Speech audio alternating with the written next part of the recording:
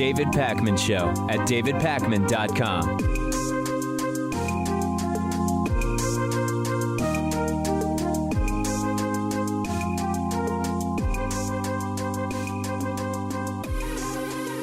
So we are now ready to officially and very safely move on beyond the if Trump did it phase of the impeachment inquiry hearings. I'm unsure if we are going to have more public hearings or what the next step will be. We've got the Thanksgiving holiday coming up. Hopefully in the next day or two, we will know sort of the planned trajectory of this entire thing. But particularly with the testimony on Wednesday by EU Ambassador Gordon Sondland, as we've discussed, Trump did it and everyone knew it. Rudy Giuliani knew what was going on. Mike Pompeo knew what was going on.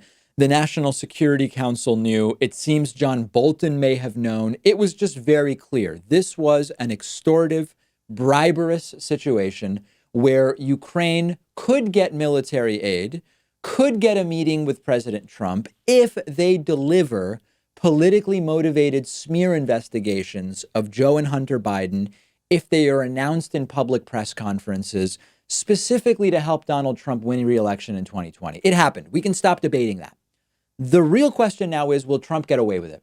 There's a really good piece in the Detroit Metro Times about exactly this by Jeffrey Billman. If the question is, will Trump be impeached and convicted by the Senate? The answer is probably not. We know the data. We know that 62% of Trumpists, no matter what Trump does, did, or could do, will never turn on the guy. If they don't turn on Trump, Republicans in the Senate won't turn on Trump.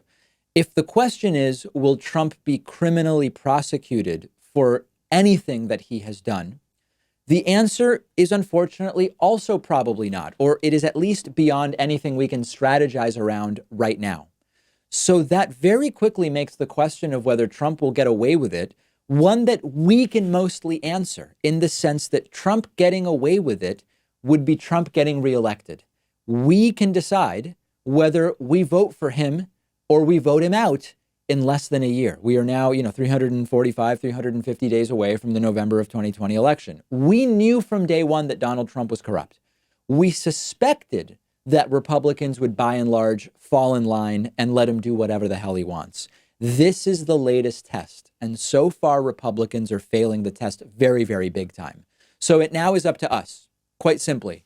We might have underestimated or overestimated. The point is, we might have assumed that if a president behaved in this way, even Republicans would say, no, it can't happen. That's it. No more. We were very wrong if we thought that. Add to this that there has always been one justice and accountability system for the rich and the powerful and another justice system for everybody else. That just adds to the political nature of all of this. So I actually think that if there's more hearings, if there's more evidence presented, good. We will air it. We will discuss it. We will integrate it into our broader understanding of what it is that took place. But we don't need to keep arguing about whether Donald Trump did it. They all did it. It's very clear now. The issue now is figuring out, will there be repercussions?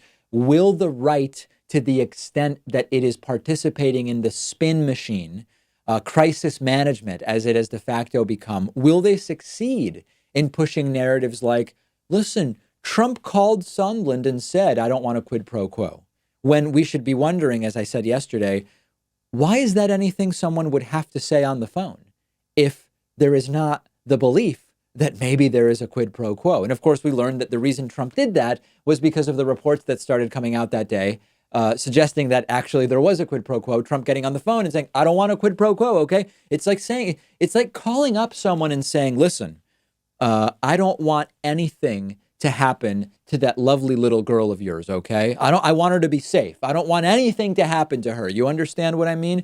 Well, unless you might have a role in her not being safe, why is this a phone call that we're having? You have to interpret Trump's behavior more as a low-grade mob boss who has the desire, but not so much the intellectual capacity to carry out a lot of this stuff.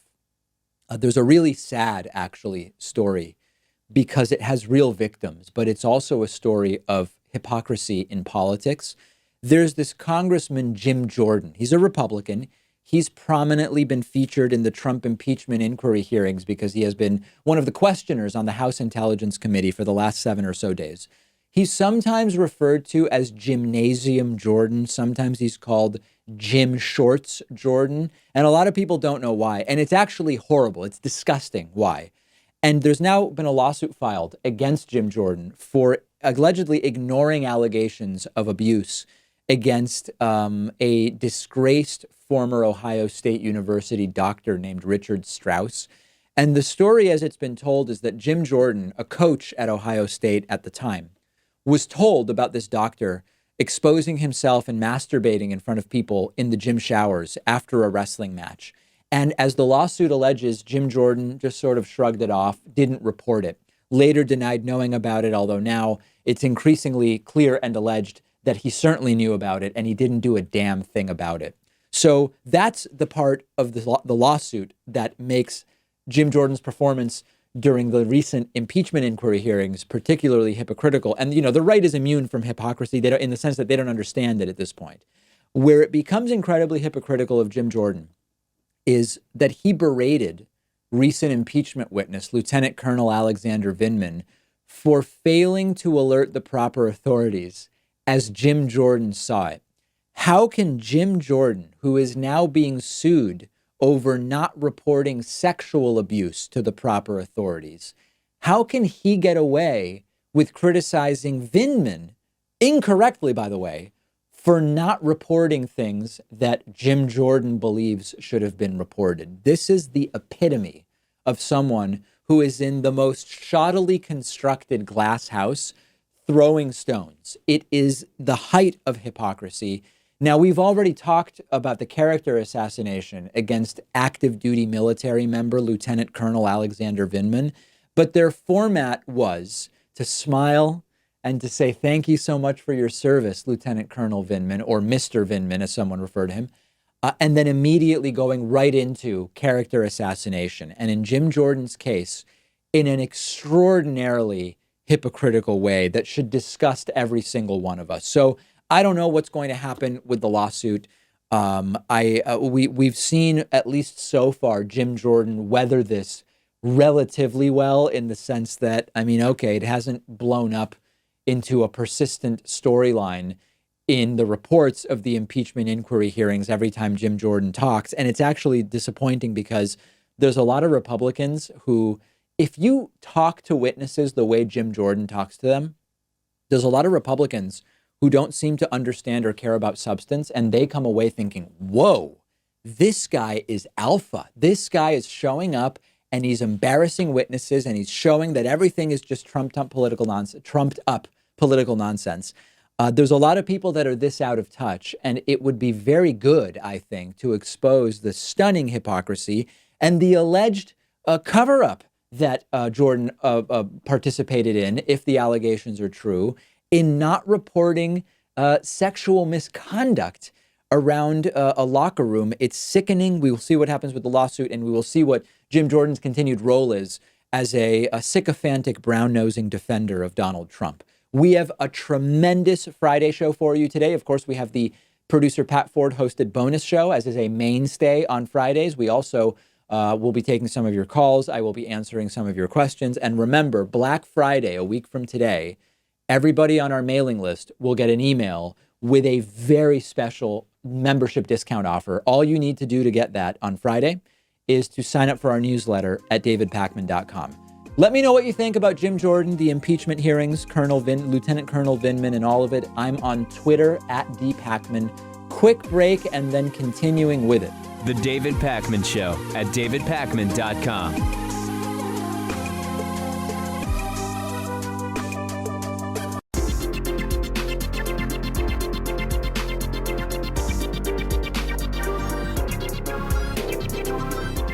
The David Pakman Show at davidpakman.com.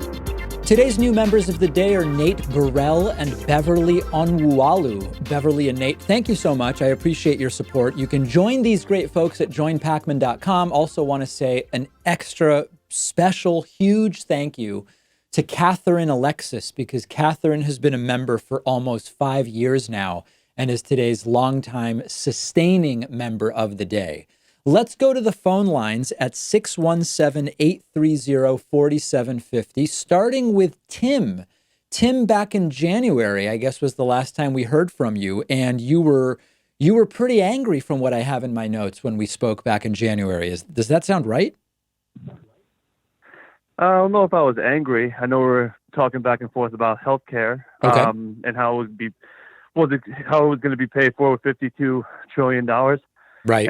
per year. Sure. I don't know how, with even the statistics you provided me, I don't even know how it would still be paid for. But, regardless, I was seeing that you were doing a bunch of live streams on the impeachment hearings, and I wanted to see, what's your takeaway from what's going on, and what do you think the outcome for Democrats would be, positive or negative?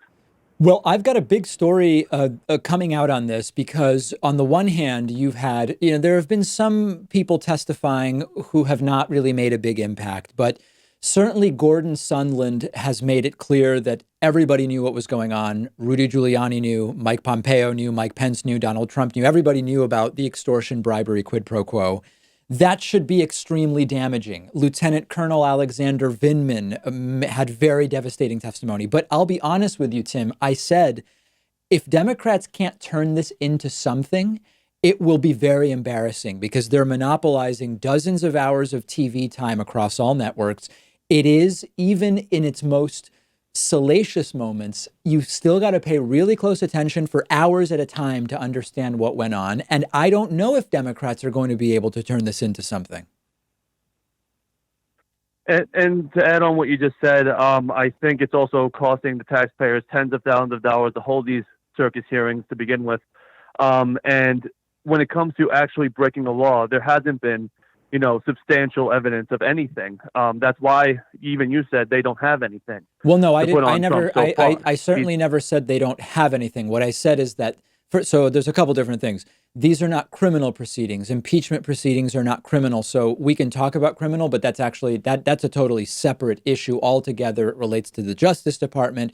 Two different things. We don't want to mix them up. But I certainly never said they don't have anything. What I said is, as devastating as what they have is, I still am unsure. I mean, listen, I don't see impeachment happening. Hopefully this will fire people up enough that they vote Trump out in November of 2020. That's for me the most likely positive outcome that I can imagine. Well, isn't the impeachment hearings in and of itself high crimes and misdemeanors, according, based on the president's actions? So what's important to understand about high crimes means the person doing it, not what the crime is. So there's a lot of misunderstanding about what that even means. But we're talking, again, you can be impeached not because you committed a felony, for example, but because what you did abdicated the morality. You abdicated the role of the president. You gave up sovereignty to a foreign country. There are things that may or may not be crimes that are ever prosecuted. They can still be impeachable. So it's important not to confuse criminal proceedings with impeachment proceedings. This also relates to due process. A lot of the conversations happening about due process seem to misunderstand what kind of a proceeding this is. But it sounds like you're watching the streams, and that's good. At least people are paying attention. Yeah, I mean, I've been following this pretty closely, and I follow this regularly. Good. And I see that there just seems to be hearsay from what I see on my end from secondhand conversations. No, so Gordon Sondland described his own conversations. Gordon Sondland gave all firsthand testimony. So I don't know, maybe you're defining hearsay. That's a Republican talking point that there's only hearsay. Well, hold on. That's a different question. You first said that there's only hearsay. I pointed out that there isn't, and now you say, well, who cares? No. From the first two proceedings that we had, there was all hearsay. Now we're having it directly from the horse's mouth, but that's still not giving Democrats anything to work with, as you said previously. Whether they have something to work, I'm agreeing with you in a sense, but the reason that they may not have anything to work with is that you have 62% of Trumpists who said, I don't care what he ever does, I will never abandon him. And when you're dealing with people like that, he could shoot someone on Fifth Avenue and it wouldn't matter. So I think it's important to distinguish between there is nothing versus Republicans won't care. And that's the situation that we have, Tim. Well, the transcript is out. So the entire transcript of the call is out. The American people have read the transcript. I haven't seen that. Who released that? Who released the full transcript? Trump released the full transcript. No, that was a 30-minute He phone released call. the No, full hold transcript. on. Trump released a transcript that was about 6 or 7 minutes of a 30-minute phone call. Unless it happened in the last 5 minutes, Trump has not released the full transcript. See, this is the problem, Like Tim. I said, David, People seem to be confused. The full transcript I'm sorry, was never. What were you saying? So you said the full transcript has been released. It hasn't, and now you're just saying there is nothing. You're doing circular arguments, none of them based on fact. Every fact you assert is wrong, and then you move on to something else, Tim. The fact is there's no substantial evidence for impeachment, and you know this, and you know it in your bones. Like, it's not going to happen, and it's going to end up like a Bill Clinton situation back in the 90s. If this were Obama, he would have been impeached who knows when. All right, Tim, we're going to let you go. Tim, I mean, I guess that's just what a Republican sounds like, or at least someone who's committed to the narrative that Trump can do no wrong. I mean, listen, I'll agree with you. This might not lead to anything, but to say there's no evidence, to say Trump really, everything that the guy said, I think almost everything has been demonstrably debunked. Let's go next to our caller from the 262 area code. Who's calling today from 262? Hey, David, how's it going? Good. Who's this? This is Matthew from Milwaukee. Hey, Matthew, what's going on? All right, so I've heard a couple things that people have been saying, and so I wanted to ask you. Okay. Did you take any money from the Ayn Rand Institute? Oh, we did a partnership with them where they wanted to do some interviews on the show, and we partnered up with them on 4 interviews, much like we do with, all sorts of different organizations. Okay, so when you say partnered up, did you take any money from them? Yeah, it was sponsored content. We do sponsored content on the show all the time. All right. I guess I'm just not a fan of that because the Ayn Rand Institute is like Koch brother money. Oh, yeah. I mean, listen, I think that every argument Yaron Brook made was laughably ridiculous. They are, things I would debate and do debate all the time. They came and said, well, we'd like Yaron to be on your show 4 times. And I said, yeah, no, we have guests on once a year. But we do have a sponsored content program. It would be, outside of the show if you want to do some stuff on YouTube. And they said, okay, yeah, let's do that. I mean, it's that's all it is. You can not like it or whatever, but I mean, I think that their ideas are ridiculous. I told them that going in, and they still said we want to sponsor the content. It's like, hey, okay, if you want to transfer some money to us, I'll argue with your guy. All right, I guess that makes sense. I don't know. All right, well, thanks for clarifying that at least. Sure. Was that the only question you had? All right. Yeah, pretty much. Good luck with covering the impeachment hearings and the debate. Yep, we will. It's like a 17-hour day at the David Pakman Show, but we will be doing it. All right, thanks. I appreciate the phone call. Let's go next to our caller from the 310 area code. Who's calling today from 310? Well, that would be me, David. And who is this? Mark Victor. Mark Victor, go ahead.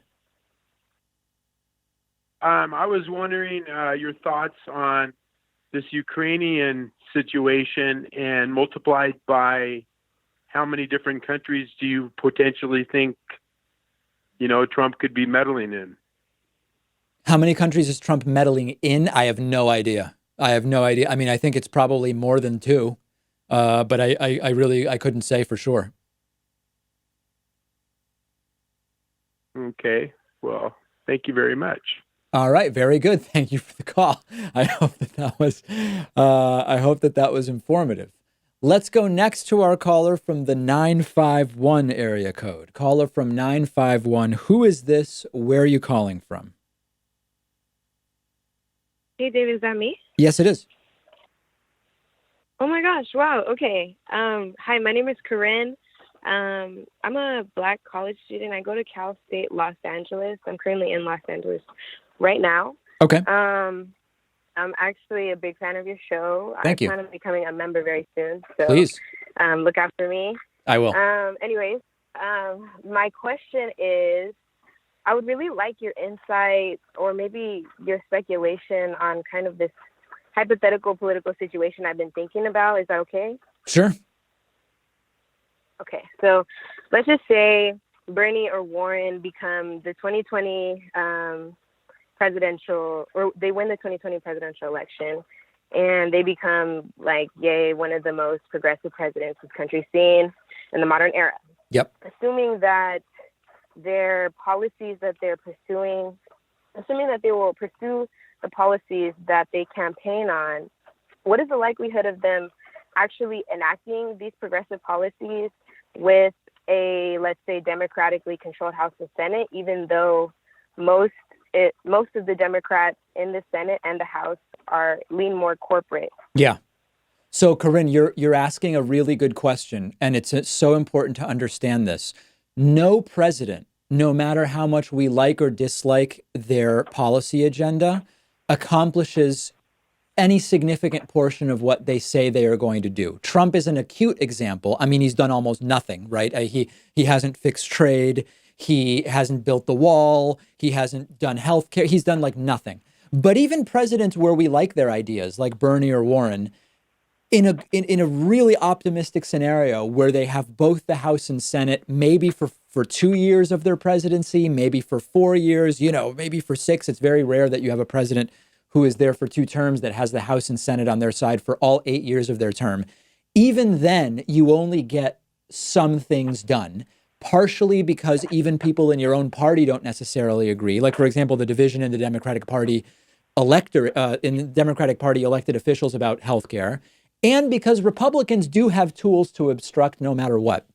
So I think it's really important that we all just know, and it sounds like you know it, Corinne, from your question, that the policy platform of the person we select is a starting point, and hopefully they can do some things, but no president gets it all done. The more ambitious, the less likely it is to get done. This is a reality. This is how the system is developed, with checks and balances and having to get through a lot to really make big change. And we just have to recognize that. We have to understand that when we evaluate the success of a presidency. Corinne, listen, I don't know if you're using building blocks or something like that, but it's very loud. It's because it's raining out here. Oh, it's rain. Okay. Hearing raindrops. Gotcha. So yeah, listen, you're thinking about all the right stuff, Corinne. All right. If I can just ask you one more follow-up really quick, if that's okay. Sure. So say if Bernie or Warren get their agenda through Congress, right? What is the likelihood of their laws going unchallenged by like a right-wing group and then being struck down by one of Trump's court appointees? That it's so hard to say because it depends on the type of thing that you're talking about. If something gets through Congress, it is a much more difficult path to getting it struck down, like by a court. We saw that with Obamacare in many ways, although there were some success. It really just depends. Things done by executive order can pretty often be undone by the next executive order. So that's different, but it's too general a question to be able to answer it with any specificity. Corinne, thank you for the call. I appreciate it, and I hope to hear from you again. If you're holding, don't hang up, because I'm taking a very quick break and then going right back to the phones. The David Pakman Show at davidpakman.com.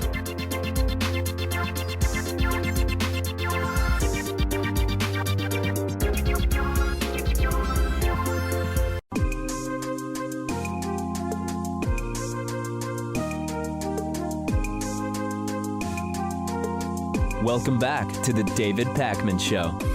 Let's go back to the phone lines, getting towards the end of what has been a very, very busy week in politics and at the David Pakman Show. 617-830-4750.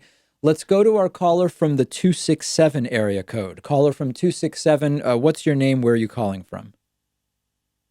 Is this me? Yes, it is. Hello? Yes, hey, it is. David. Dylan, I just wanted to ask you about your opinion on globalism and your opinion on guns. I heard you talk about both, but not in relation to each other. I have this theory that if we went into a semi-globalist or fully globalist controlled world, that if we didn't have any populace like America that was fully armed, I think the old statistics were that there's 300 million registered firearms in America, and that there's about 300 million people. So that would mean that each American could take arms against, let's say, the American populace, or not the American populace, the American military. Let's say they had a deployment. Mm-hmm. They can only put out about 200,000 people, so they stand no chance against the American populace. So I look at it like the American populace is kind of the big brother of the world's populace. to keep the governments in check. Would you be still in favor of a globalist agenda if we didn't have firearms in one massive population of citizens? Wow, there is so much there that has to be disaggregated before. I mean, the question as asked is a tangle of conjecture, conspiratorial thinking, and misunderstanding. So let's see if we can to just untangle a few things. When you talk about globalism, are you talking about a one world government sort of setup, as there are some on the internet who talk about? Are you talking about globalism via coalitions of countries? Are you talking about globalism merely in recognizing that on some issues, like, for example, global warming, these issues go beyond the borders of a country, so we've got to work together? Like, what are you talking about when you say globalism? So I would believe that it would start as a coalition, as no one would allow for a one world government. But Right. I would think that if there was no armed populace, that it would be a coalition that, landslides into a one world controlled government. That would be kind of like a behind the scenes, a deep state action that we wouldn't have a say in as a world populace. Now, why have not? It would be easier done without the firearms, Why right? hasn't that been attempted now? And the reason I ask that is, in the sense, I mean, there are lots of firearms floating around in the U.S., but a lot of the coalitions that currently exist, to which the U.S. is party, are countries with very little gun ownership, for example, where if they all wanted to work together, they could very quickly, as you're sort of suggesting, dominate the local population. Like, why have we not seen an effort to do that by any of these international coalitions? Simply because they're afraid of the American government, because the populace wouldn't allow them to do anti-democratic or like anti-libertarian or anti-liberty things. But they're overseas allies with without the American having government. a They're in cahoots. American They're in cahoots revolt. with the American government. The American government is part of those coalitions. You're saying that were it not for the American government, the G20, for example, or NATO countries or whoever would have already tried to establish one world rule on this planet. Is that what you're arguing? But the U.S. keeps them from doing that? I'm saying that they would have if they weren't afraid of the American populace revolting against their anti-liberty and anti-democratic policies overseas. Yeah. Well, the problem with these theories is that it's impossible to prove why something didn't happen. And unfortunately, that's the sort of point in the discussion we've gotten to. Dylan, it's interesting. I think there's no evidence whatsoever for what you're saying, but I appreciate you presenting it to me. All right. Thank you, man. I Very like good. the show. All right. Keep Thanks having very it. much. Take care. Let's go next to our caller from the 254 area code. Who's calling today from 254? Hi, David. This is Leon from Austin. Hey, Leon. Great show. Hey, listen, I have several questions, but I had to pick Yes. one and maybe the other ones or two other ones for another show. Mm. And it's about Stephen Miller and the whole issue and fiasco about what is going on with Stephen Miller and the white nationalist. Yeah. And I do, however, have an insight on the person who asked you how many countries could potentially Trump be meddling with. His rationale for hating Ukraine is because they spoke badly about him. They don't like him. And so if we're going to count all the countries that don't like him, one example is That's a big list. England. It's possible. England may have interfered with elections as well. But I think the caller if, was asking where whatever- Trump is interfering, not if England interfered, but if Trump is interfering in England, right? I know.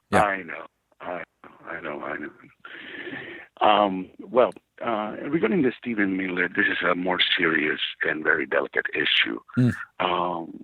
These allegations about his interaction and his fanatism for white nationalism has been brought up to him before. Yes. And his defense was actually going to an immediate attack, saying that how dare you do that? I'm a Jew and my family survived the Holocaust. Right. And blah, blah, blah. And many people actually were afraid of bringing this up in the past because of that issue and that answer that he had, that line that he used. Now, the Holocaust is something very horrible that indeed happened.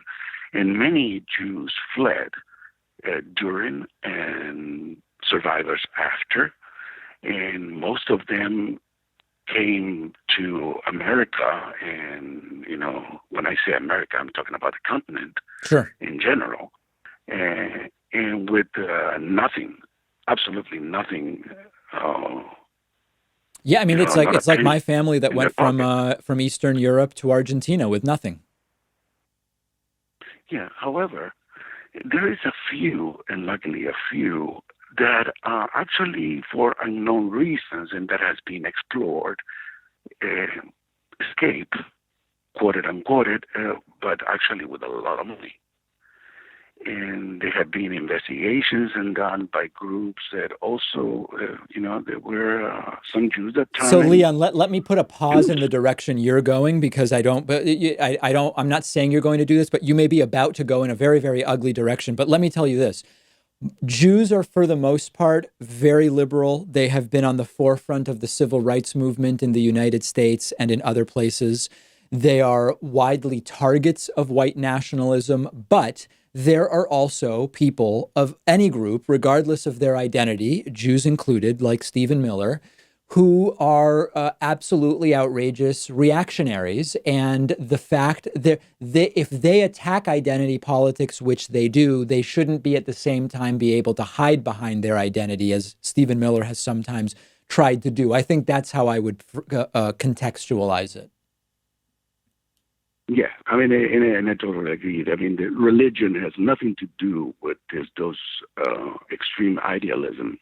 Yes. That you can profess, but nobody seemed to be able to put it together and put him in its place to answer that. Well, listen, Leon, I appreciate the question. Where are you from originally? Where are you from originally, my friend? Where I'm originally from? Yeah.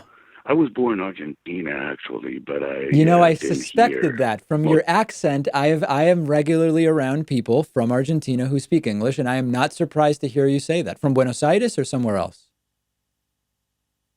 Yeah, Buenos Aires. Oh, you are. But I actually left Buenos Aires when I was 5 years old. So did I. My family moved to Peru. Oh, okay. And where I spent quite a bit of time there. Very nice. All right, Leon, I appreciate the phone call. Maybe the first fellow Argentinian that has called in. Muchas gracias.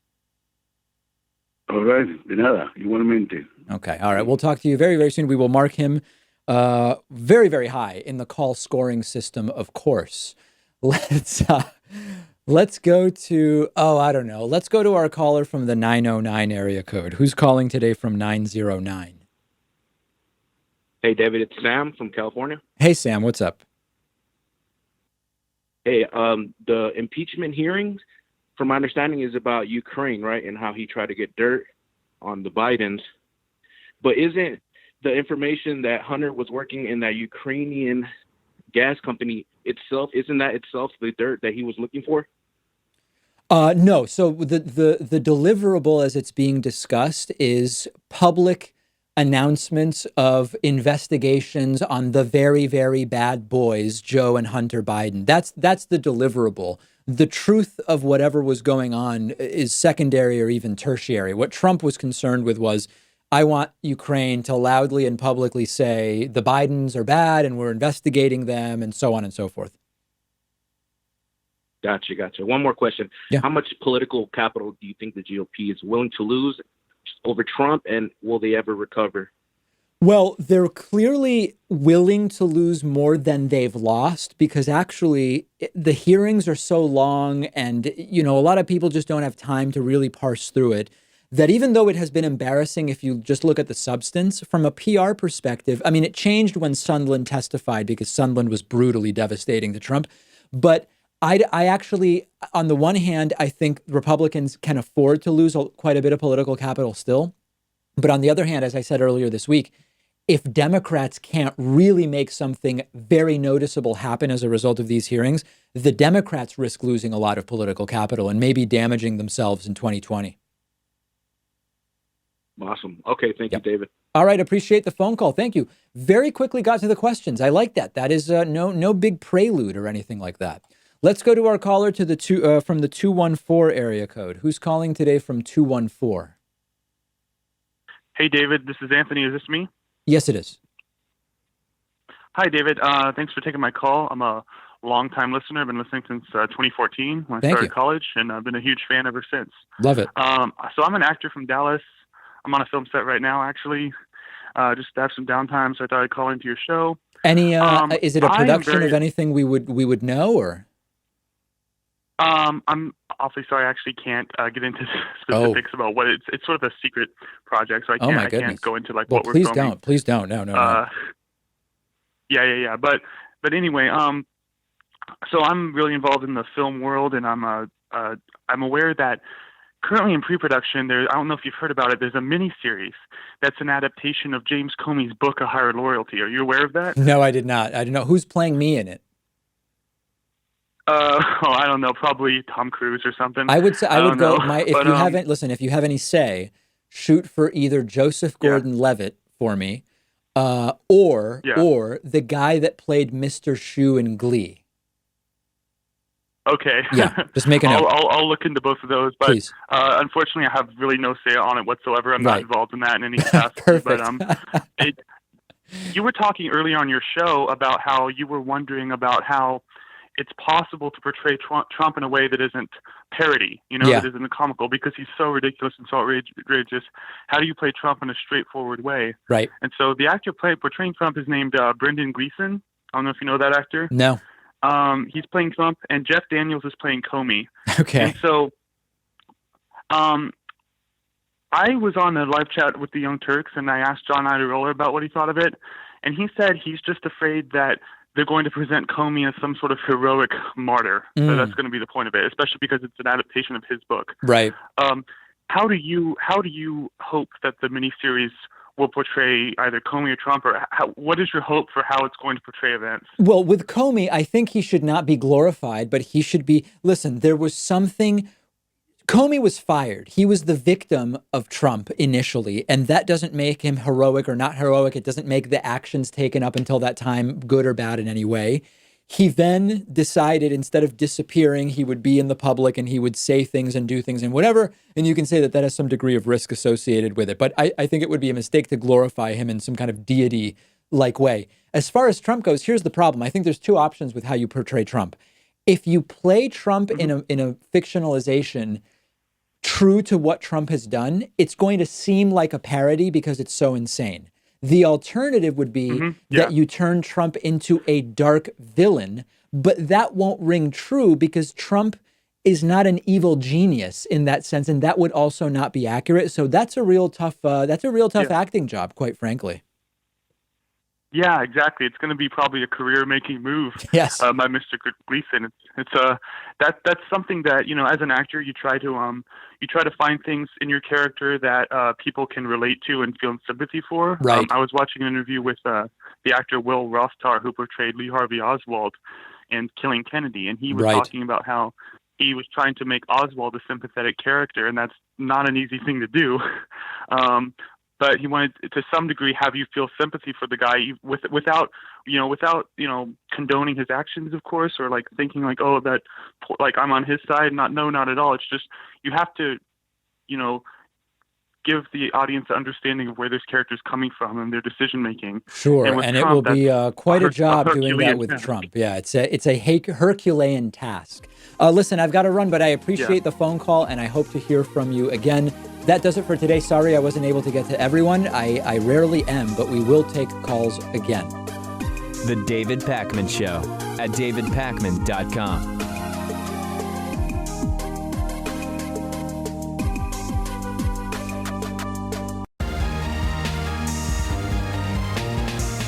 The David Pakman Show at davidpakman.com. Okay, time for audience questions for the week. First question. Hey, David, why are people calling what Donald Trump did a quid pro quo instead of just calling it bribery or extortion? Very good question, and something I've been talking about for a while. The media cycles are basically referring to it as a quid pro quo. And what I realized was the problem was that there was a lot of debate over whether it was a quid pro quo without people knowing what quid pro quo means, which, of course, I think the gist of the Latin is you scratch my back, I'll scratch yours. Something for something else, something in exchange for something else. This for that. It is not in a literal Latin translation, although I think that it's generally accurate. When in reality, if you don't actually understand what that means, you might not understand that we're basically talking about actions by Donald Trump that would be bribery or extortion. So let's look at the definitions here. Quid pro quo, defined in English, would be a favor or advantage granted or expected in return for something. So it does describe what took place with "we need you to do us a favor," the military aid, smear investigations of Joe Biden by Ukraine and the Ukrainian President Zelensky. Quid pro quo is not an inaccurate term, but a lot of people don't understand it, and it's probably not a strong enough term. Bribery, on the other hand, the giving or offering of a bribe, which is a sum of money or other inducement offered or given to bribe someone, seems to me much more precise and actually much more indicative of the true sort of nature, scope, and severity of what has taken place. To bribe is to persuade someone to act in one's favor, for example, by smearing Joe Biden, typically illegally or at least dishonestly, or immorally, you could argue, via a gift of money or other inducement.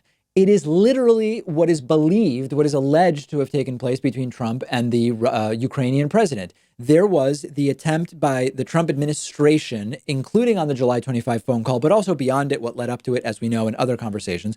The idea was, let's persuade Ukraine to publicly announce an investigation of Joe Biden and Hunter Biden for the purposes of hurting Joe Biden's chances in 2020 to help Donald Trump, in exchange for a gift of money or inducement. In this case, it was military aid, money for the country. Now, what's interesting about that is the attempt to persuade on that basis is the bribery, regardless of whether the bribe is accepted or ever actually paid. And that is another reason why we really should be calling it bribery instead of quid pro quo. Quid pro quo, accurately or inaccurately, is often interpreted as one thing for the other, and the things are exchanged. When you look at the definition of bribery and what a bribe is, the language makes it much more clear that the attempt, the persuasion attempt, the inducement, regardless of whether it's accepted, still counts as a bribe, as an attempted bribe, as bribery. And that's really important. And then we also get to extortion. Now, the definition of extortion is the practice of obtaining something, especially money, through force or threats. So you can say that when you consider the geopolitical imbalance of power between the United States and Ukraine, you can reasonably make the case that when a White House, when the Trump White House tries to obtain smears on Joe Biden from Ukraine, they are using force and threats. Is it physical force? No. Trump is not saying he's going to show up and punch President Zelensky. It's not that. But when you consider the power dynamic, we could certainly argue that it is the use of force to obtain something from Ukraine, and that in that sense, it also qualifies as extortion. So these are certainly more commonly known and understood terms. I believe that they more precisely describe what it is that took place. So I think that we can't not use the term quid pro quo at all because it's still in the conversation. But I'm going to make an effort to say what is being described as a quid pro quo, it's actually bribery and even extortion. I think I'm going to start making that point every time. And I appreciate you bringing it up to me. Next question. Hey, David, what's the difference at this point between the alt-right and just conservative Republicans? This is an important thing to understand. You know, back in 2010, when we had the rise of the Tea Party, it was important to understand what the differences were between the Tea Party movement and broader conservative Republicanism as it existed in the style of, you know, George W. Bush or whatever. Right now, it's important, particularly because Donald Trump receives a disproportionate amount of support from the alt-right, to understand the difference between the alt-right and broader conservative Republicans. The alt-right is more concerned about cultural issues other than abortion, right? So traditional conservative Republicans still have abortion as basically the cultural social issue. The alt-right has become very concerned with things about nationalism, non-whites who won't integrate in the United States, immigration in a much more xenophobically tinged way, non-white cultural race realism we're seeing. That is a notable difference between the alt-right and traditional conservative Republicans. And this actually links back to Richard Spencer in many ways. I don't want to make him more prominent than he deserves, but Richard Spencer, who I don't remember if he coined the term alt-right or started growing the movement under that name, he's one of the early people. And he on my show said he is a white nationalist, a white separatist. He said it on my program. And you have to understand that to understand one of the main splits between the alt-right and broader conservatism. Traditional conservatism, and this is a really interesting thing, traditional conservatism is more individualistic in economic areas. Deregulate, let people do what they want, let businesses do what they want, don't support people with welfare, let them, as they say, pull themselves up from their bootstraps, determine their own fate and future, free markets, that type of thing. And interestingly, the alt-right has a more collectivist component, but only in certain areas, specifically along lines of, we have to defend white workers. We need to defend native-born Americans. So while the traditional conservative, even if some of their policies are implicitly discriminatory on racial lines, their focus is on individualism, even if some people who are in the so-called, they have agent identities, they are in the overclass, don't do as well. But the alt-right is more open to the idea of the government getting involved in collectivist policy, assuming that it is, again, the defense of white workers against brown people from other countries, a defense of native-born Americans, people from good countries instead of S-hole countries, that type of thing. So that gets us to the race element. The alt-right is more explicitly racist, while many conservative ideas are racist in their effect by preserving the status quo and not dealing with issues in society. And I want to be clear, I'm not defending conservatism. I'm pointing out what the differences are. The alt-right is less concerned with being pro-business, for example, as is traditional conservatism. Traditional conservatism is more about perpetuating the status quo, an aristocratic overclass, while the alt-right is less overtly concerned with that. They want to perpetuate a sort of nationalist, native-born overclass, even if it is not economically an overclass in all cases. There's actually quite a difference between reactionism and conservatism, even though they're often conflated, because there is a lot of overlap in the United States. In practice in the US, much of the conservatism that is in the mainstream is reactionary. But in strict terms, these are actually two different things. The non-reactionary conservatism exists, in some academic circles to some degree, but not all. There are wings of right libertarianism that are less reactionary than the alt-right. What makes this more complicated is that there are not clear lines, and lots of these movements aren't super well defined. They're often leaderless. Who they support will often shift. But in some general sense, the alt-right is much more ethno-nationalist and authoritarian, while the traditional conservatives do have some authoritarian tendencies when it comes to, for example, religion and implementing and enforcing religion.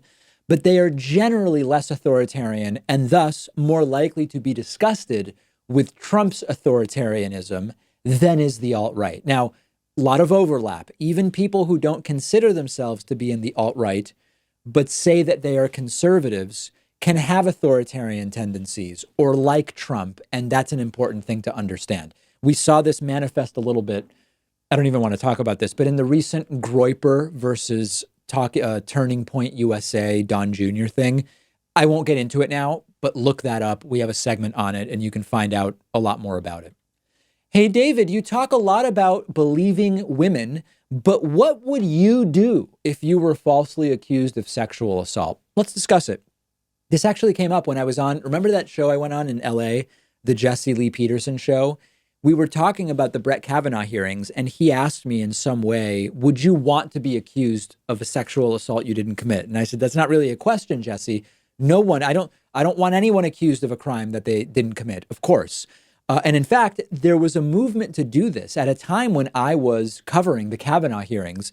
I started hearing from people who said, David, we're going to go to your local papers. We are going to claim that you sexually assaulted someone. And my understanding is that some of those allegations were actually made and they went nowhere because they obviously were not credible. But let's answer the question as asked. False rape or sexual assault allegations are very rare, but when they happen, they should be punished. And I've said that for a very long time, but let's play it out. What would I do if I were accused of sexual assault or rape and I had not done anything wrong? First and foremost, I would say nothing and I would immediately call a lawyer. Now, I know that that already puts me in a position of privilege, right? Not everybody can afford a lawyer.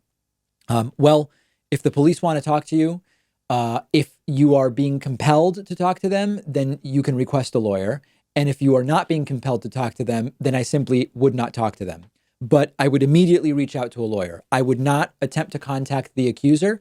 I would not attempt to contact the accuser's family. I would immediately think to myself, who might be able to either provide an alibi or be a witness in some way.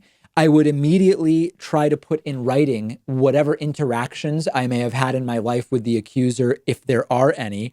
If it's genuinely someone I don't even know, I would, of course, not have any interactions to write down. But if it is someone that is known to me, I would immediately put in writing interactions. I would check social media records. I would check email, whatever, and really categorize for myself what the interactions have been, if any. Now, I get it. False allegations. Anytime that you have a system that allows people to make a complaint that they have been victimized by someone else, there will be some percentage of either straight up false allegations or mistaken identity problems where an accuser believes it was this person when in reality it was that person. What I really want to state here is I'm glad to answer the question about what I would do. These are not common situations. I don't want to give them more importance than they deserve. I believe it is a far bigger problem for those who are victimized by sexual assault or rape to never have justice done to the perpetrator. That is a far bigger problem mathematically than false rape allegations. Most importantly, the most important thing that I do in order to avoid allegations of any kind is I don't sexually harass or assault people, which in 99.99 whatever percent of the cases is actually your best insurance. If I'm missing something, if the actions I would take are not the right ones, let me know what I'm missing. We have a great bonus show coming up for you today. Of course, the Friday bonus show hosted by producer Pat, and he will be telling you about next week's plan with Thanksgiving upcoming and much, much more. So make sure you are a member at joinpacman.com or a patron at patreon.com/David Pakman Show. Pat will speak to you then. I'll be back on Monday.